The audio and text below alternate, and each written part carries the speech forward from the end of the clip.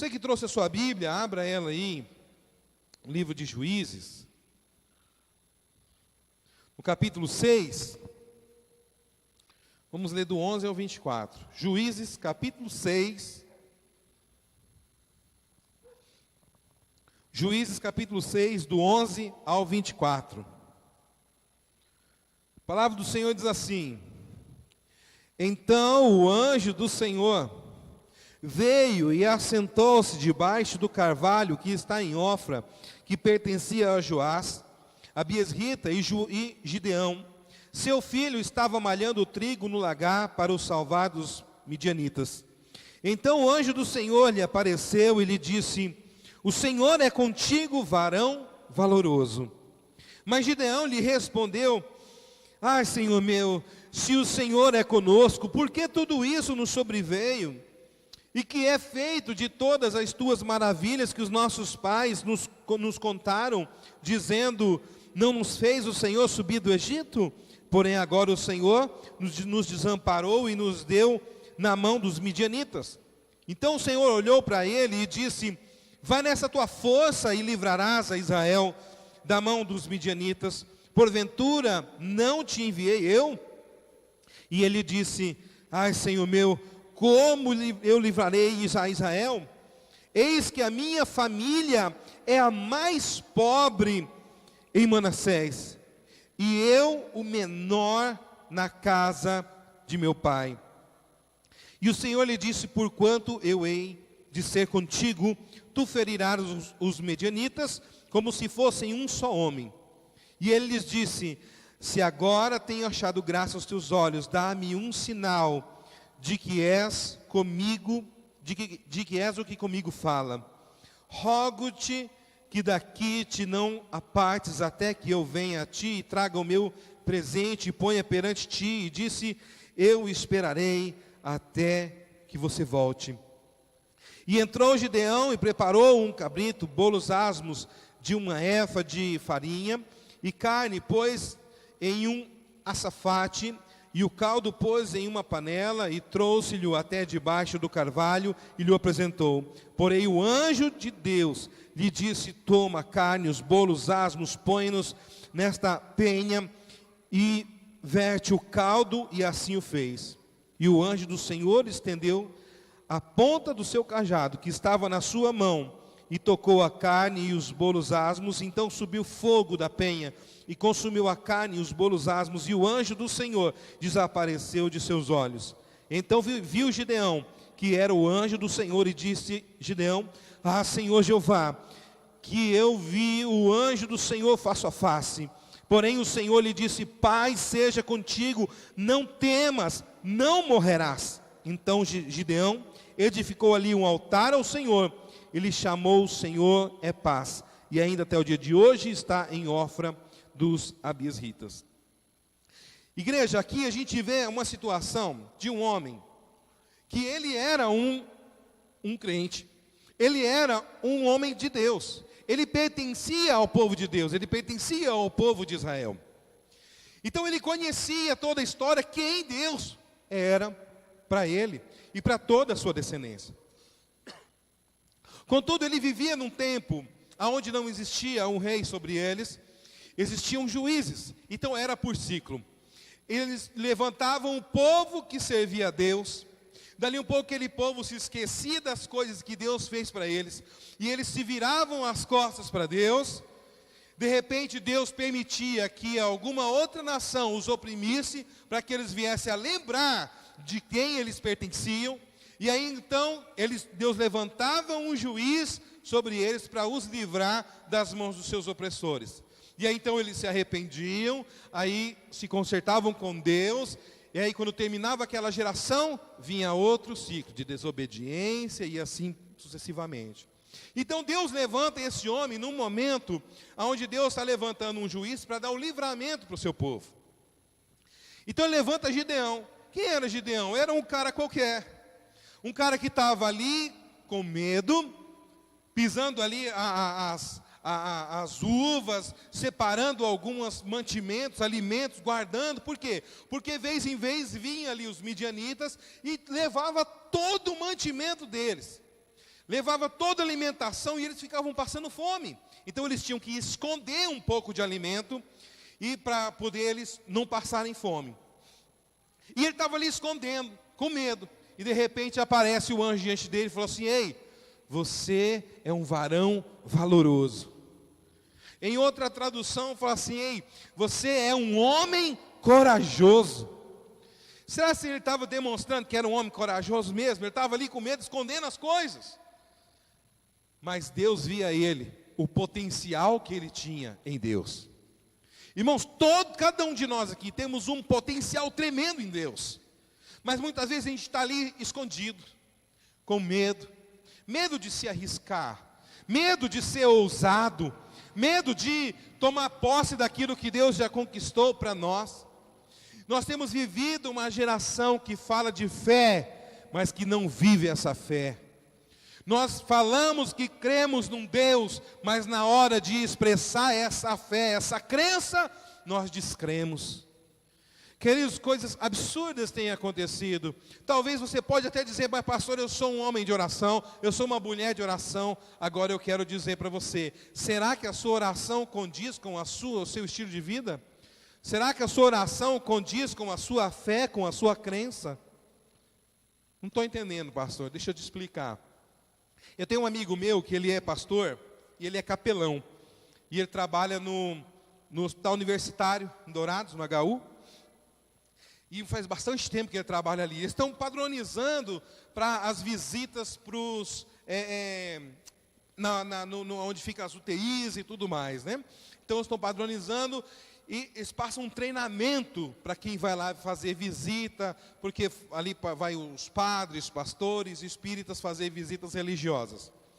Então, chegou ali um pastor, falou assim: ó, vim aqui fazer visita para um membro da minha igreja e tal. Falou: vou passar um treinamento para você.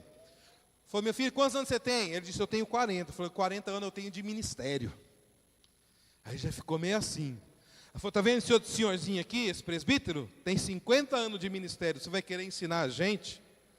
Falou: tudo bem, pastor, então vai. Aí foram lá os pastores, oraram pelo um senhor lá que estava internado, terminaram a oração, saíram e ficaram numa antessala ali, conversando, e de repente um falou para o outro, falou: puxa, acho que ele não passa de hoje. Acho que ele vai bater as botas mesmo. Ixi, o velho já está nas últimas. Aí quando abre a porta assim do corredor, quem estava ali? A família. A família do senhor. A esposa e 2 filhos. Aí um filho que ainda estava na igreja, estava sentado ali, botou a mão na cabeça. E o outro que já era desviado, falou assim: é por isso que eu sou desviado. Porque a hora eu não aguento o absurdo desses crentes. E começa a dar de dedo na cara do pastor, querendo matar o pastor. Aí tiram ele dali e tudo mais. Por que eu estou contando isso? Esses homens foram orar por alguém que estava enfermo. Eles podiam fazer qualquer coisa na vida deles naquele momento. Mas eles escolheram sair dos seus afazeres, ir num hospital e orar por alguém que estava enfermo.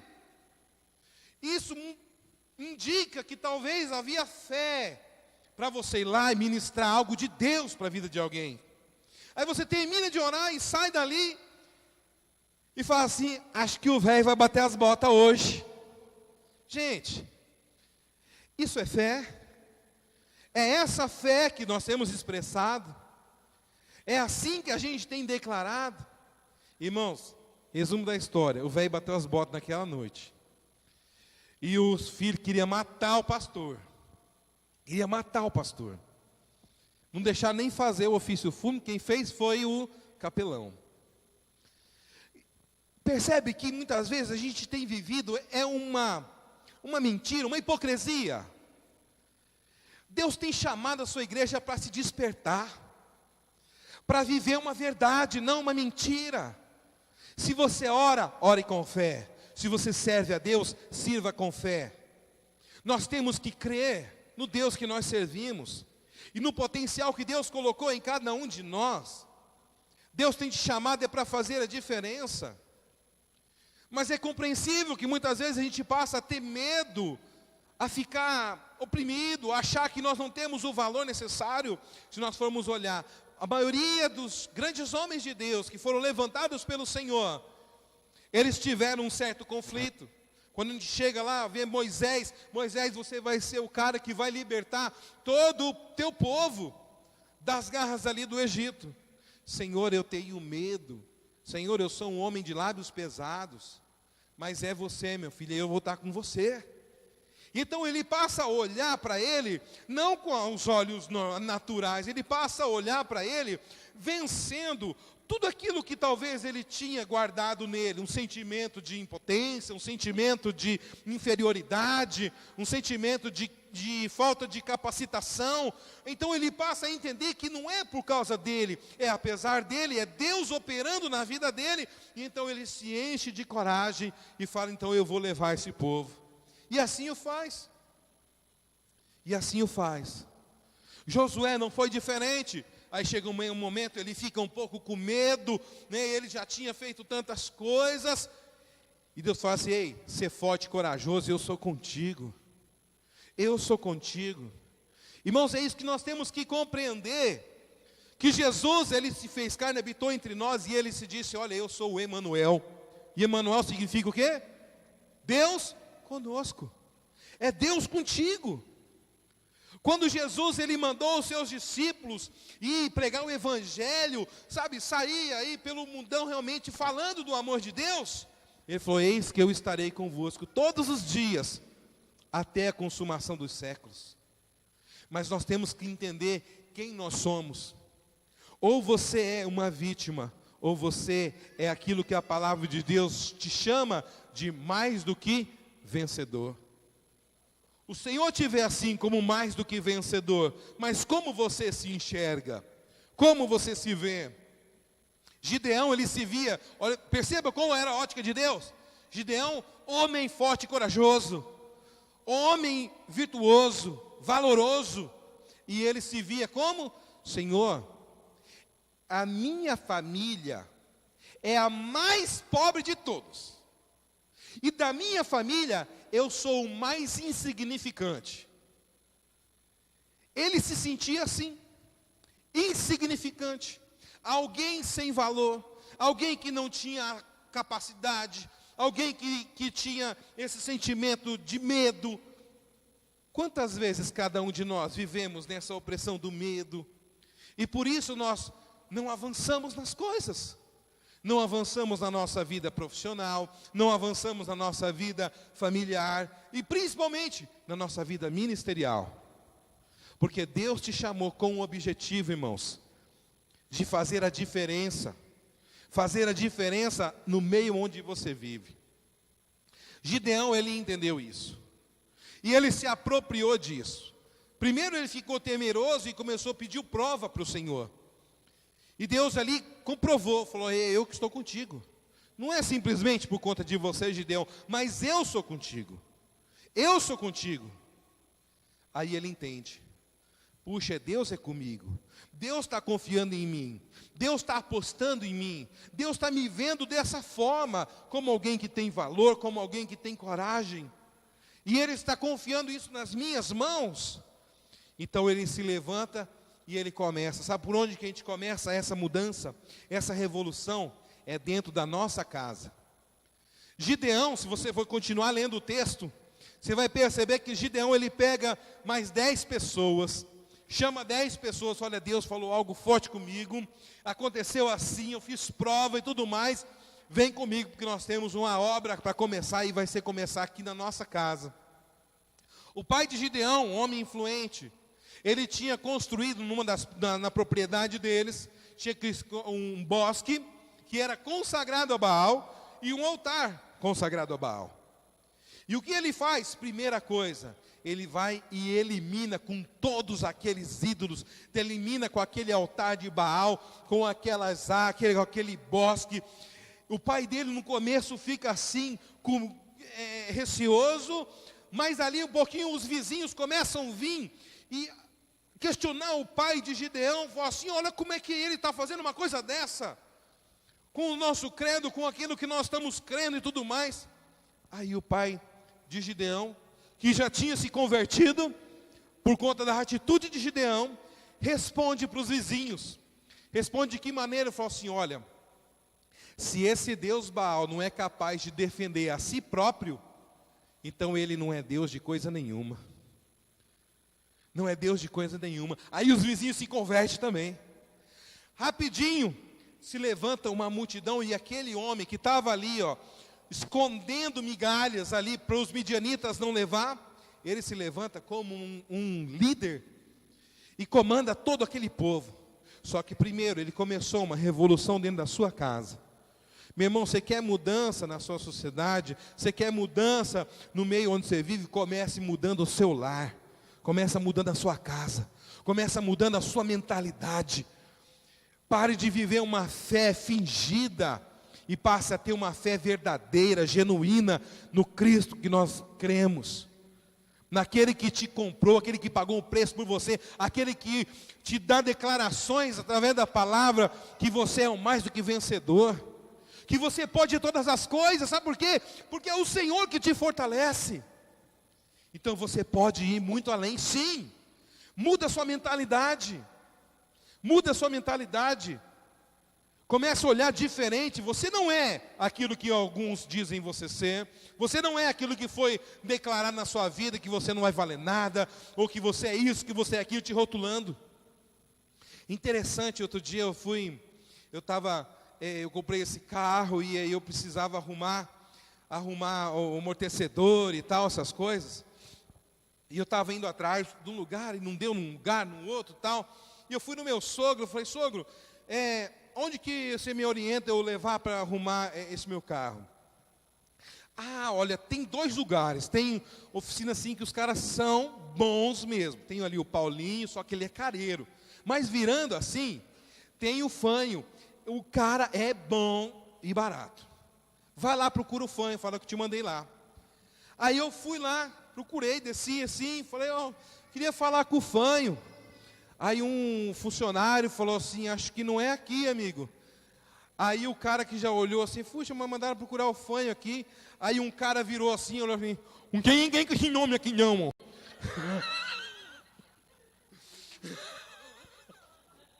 Aí eu fiquei assim: meu Deus, acho que esse é o Fanho. Aí eu fiquei assim, falei: puxa, cara, é que o Rochinha lá, o Pura Bucha, mandou aqui, filho de uma égua, eles querendo botar um apelido na gente.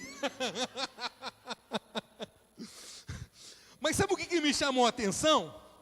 É que ele declarou: eu não sou o Fanho. Não tem ninguém aqui com esse nome. Porque o Fanho, que era aquele que muitas vezes é aquele que vai ficar ali com medo, né? Aquele que vai ficar ali retraído: como que eu vou crescer na vida? Como que eu vou chegar numa menina? Estou afim de você, né? Talvez ele vai ficar assim, né? Se sentindo vítima.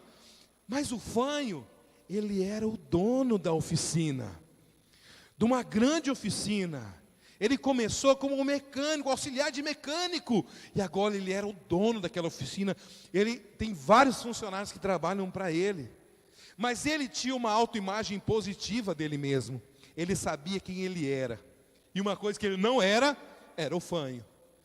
Então não era uma característica que ele tinha que dominava a sua vida.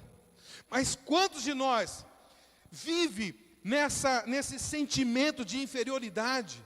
Quantos de nós vivem nesse sentimento de vitimização? Puxa, eu sou vítima, olha o que a vida fez comigo, olha como eu sou, olha essa característica, essa, aquilo.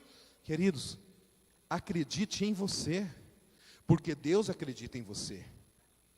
Quando nós olhamos para Gideão, nós vemos um homem que, aos olhos dele, ele era da família mais pobre, e da família dele, ele era o mais insignificante. Era assim que ele se via. Mas quando Deus chega e muda a mentalidade: ei, meu filho, você não é esse aí. Eu te vejo como um homem de valor, como um homem de coragem. Levanta que você vai ser uma potência, um grande líder. E ele aceita isso. E é isso que Deus restaura em nós. O Senhor quer restaurar isso em você, meu irmão. Em você, minha irmã. Se levanta, muda a sua mentalidade. Você não é uma vítima. Por mais que aconteceram coisas ruins na sua vida, você não é uma vítima. Se levante como um homem de Deus, se levante como uma mulher de Deus, porque Deus chama de você um homem de coragem, uma mulher de coragem, uma mulher virtuosa, uma mulher valorosa. É assim que Deus te enxerga. E aí ele começa então a mudar a sua casa, derruba os ídolos, ganha o pai dele, né, para Deus, né, o pai dele se converte, os vizinhos se convertem, e logo ele se torna um grande líder, comandando nada mais, nada menos do que um exército de 32 mil israelitas, para combater contra os midianitas. Sabe quanto que dava essa conta? Era 4 israelitas para 1 midianita. Eles não era páreo para eles, mas Deus mostrou para eles que não era a quantidade. Deus mostrou que não era por conta da força que eles tinham, mas é porque Deus era com eles. Então Deus vai falando assim: oi, deixa uns para trás, deixa outros para trás. Quando viram, eles estavam num exército de apenas 300 homens. 300 homens. Sabe quanto que virou a proporção? Para cada israelita, eles tinham que dar conta de 450 midianitas. E Deus foi com eles. Deus honrou e eles venceram. Por quê? Porque era Deus através deles. Irmãos, nós não precisamos, às vezes a gente pensa, eu preciso de um recurso enorme.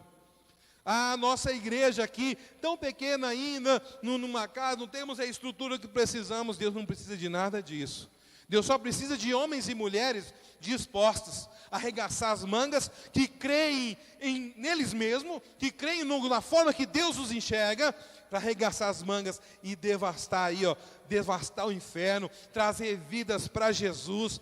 Deus tem tantas coisas a fazer em nós e através de nós, irmãos. Mas nós temos que crer, nós temos que viver uma fé verdadeira, não uma fé fingida, de orar uma coisa e dali um pouquinho não acreditar. Quantas orações você já fez dessa forma? De você orar, ou de alguém estar enfermo na sua casa, e você, podia o pastor vir aqui para orar? Pelo amor de Deus, irmão, Deus tem levantado você no seu lar, Deus tem levantado você no meio da sociedade, da comunidade que você vive, mas Deus quer sarar cada um de nós, para que a gente venha mudar nossa mentalidade, nossa maneira de pensar, nossa maneira de sentir, e nossa maneira de expressar a nossa fé. Se você crê verdadeiramente no Senhor, que você possa mudar a sua ótica, que você possa mudar a sua mentalidade. Quando você for orar, ore crendo, confiando, porque Deus está operando. Quando você estiver orando por uma situação, não negue com as suas atitudes, mas comece a confirmar com as suas atitudes. Irmão, você declarou, aconteceu, pronto. Ora e confia no Senhor, e Ele é que vai fazer as coisas. Se você orou por alguma situação, queridos, a gente estava passando situações complicadas, financeiras, e começamos a orar, e desalugou um apartamento nosso, pronto, vamos tomar posse que vai dar certo em nome de Jesus, e Deus já vai estar preparando alguém, e vai dar tudo certo. Eu orei ao Senhor, e descansei em Deus. Muitas vezes a gente ora ao Senhor e parece que fica aquele churumingo, sabe, parece que descrendo. Oh Deus, me ajuda, socorro. Dali um pouquinho, eu entrego nas suas mãos, eu confio nas suas mãos. Amém. Dali um pouquinho, está de novo. Oh Deus, já sabe aquele chororô, aquele martírio? Para, irmão, se você crê, ora ao Senhor, confia nele, e o mais Ele fará. É assim que funciona a fé. Não é essa fé vítima. Ai Deus, só de churumingo. Não, se levanta no Senhor. Nós oramos, entreguei ao Senhor, confiei no Senhor, e Ele preparou. Ficou uma semana desalugado, já está alugado. É assim que funciona, irmãos. É assim que funciona. Está passando por uma luta, ore ao Senhor, confia nele. Você ora entregando ao Senhor, depois você começa a orar só agradecendo. Senhor, vai operando. Obrigado, Deus. Eu já começo a ver pelos olhos da fé. Só que você precisa mudar a sua mentalidade. Enquanto você ficar com esse sentimento de vitimização, esse sentimento de que você não tem valor. Quantas vezes, às vezes lá na célula, aí pede para alguém, você pode levar a palavra? Ai, mas eu tenho medo. Você está declarando o medo na sua vida. Quando Deus disse, ei, eu sou contigo, eu estou com medo de ler alguma coisa lá no meio das pessoas. Pelo amor de Deus, irmão, que fé que você está tendo? Você pode orar, fazer a oração de abertura da célula. Ai, eu tenho medo de orar, que as pessoas vão ver eu orar, não sei orar direito. Irmãos, está na hora de nós crescermos e vivermos uma fé de verdade, ter uma maturidade em Deus, sabe, se posicionar. Não, eu sei que eu tenho dificuldade, mas eu vou vencer. Você pode me ajudar, meu irmão, a eu levar a palavra? É assim que a gente vence. Senão, vai ser a vida inteira você passando as mesmas situações. A vida inteira. Aí passa 10 anos de crente, está do mesmo jeito. Eles podem levar a palavra, não sei o quê. Aí chega um ontem, que toma posse daquilo que Cristo deu para ele. Aí ele já está lá. Aí o outro irmão fica lá, né? Puxa, vou ter oportunidade. Olha eu aqui, Deus, por que o Senhor não faz assim comigo? Irmãos, depende de você. O Senhor, Ele lançou uma palavra sobre Gideão. Só que Gideão, ele precisou levantar. Ele precisou se posicionar. O Senhor lançou a palavra, ele ficou ali com um pouco de medo, de receio, fez prova com Deus, Deus confirmou, aí falou, então eu vou. Aí quando ele se levanta e pega os amigos dele e fala assim, vamos lá derrubar, ele está agindo. Ele está agindo contra aquilo que ele foi um dia. Ele está se posicionando em Deus. Talvez o que tem faltado na sua vida é você se posicionar em Deus de verdade. É você se levantar e falar, Deus, eu quero superar os meus limites. Eu quero superar. Quem disse que você tem que morrer aí analfabeto? Quem disse que você tem que morrer sem uma faculdade? Quem disse que você tem que ficar aí na miséria? Quem disse que você tem que ser só um crente de banco a vida inteira? Deus tem oportunidades para você. Mas só aqueles que agarram mesmo é que vão para frente. Jesus, ele chega diante ali do túmulo de Lázaro. E aí, a princípio, a gente pensa assim, né? A gente até canta um louvor, né? O povo não gosta muito que eu falo isso. Diz que eu acabo com os louvores dela, não pode mais cantar, né? Aí a gente canta aquele louvor, né? Remove a minha pedra, me chama pelo nome. Não é assim? Jesus removeu aquela pedra, irmãos? Não. Jesus estava lá. Quer que o morto ressuscite? Remove vocês a pedra aí. Tira a pedra lá.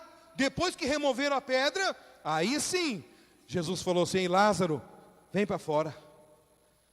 Irmãos, você precisa remover essa pedra. Deus não vai mover essa pedra por você. Jesus não vai mover essa pedra por você. Jesus simplesmente vai lançar a palavra. Agora vem. Mas você precisa remover essa pedra. Amém, igreja? Deus tem te levantado como um homem, como uma mulher de Deus.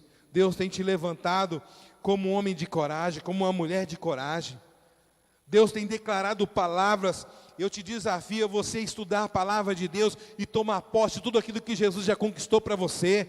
Quando Jesus fala que você é mais do que vencedor, quando Jesus fala assim, ei, você pode todas as coisas, porque eu te fortaleço. Quando ele diz, ei, você é um homem de coragem, eu estou contigo todos os dias até a consumação dos séculos, é porque Ele está com você, e Ele crê que você pode muitas coisas. Não aceite as misérias, não aceite as migalhas, mas escolha se assentar à mesa e comer o melhor de que Cristo tem para você. Amém, igreja? Não se contente com um pouco quando Jesus tem o muito para você. Se levante, abandone esse sentimento de vítima, abandone esse sentimento de inferioridade. Se posiciona, toma posse de tudo que Jesus conquistou para você e vai para frente. Amém? Talvez você tenha medo ainda de orar, tem medo de falar de Jesus, tem medo de se posicionar. Comece a vencer. Isso vai ser você mover as pedras.